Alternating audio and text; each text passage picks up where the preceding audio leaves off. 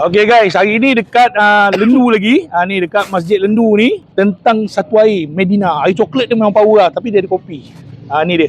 Berapa jenis air ada jual kat sini? Kat sini kita Venice latte, matcha latte, ais coklat Medina. Oh, dia ada 10 jenis lah. 10 jenis macam ni ialah RM4.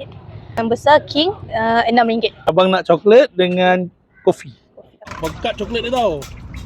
Kau kena try weh, tak rugi nampak. Yang kopi tu apa nak bungkus pakai plastik tau? Okey, boleh. Boleh bungkus pakai plastik. Ini harga berapa? Harga RM5. RM5 satu plastik. Weh, pekat weh kopi dia nampak. Orang boleh nak infak ke nak apa air Medina ni, air coklat ke, RM2 satu cup. Boleh sedekah kat masjid ke kat mana-mana. Bagus ni RM2.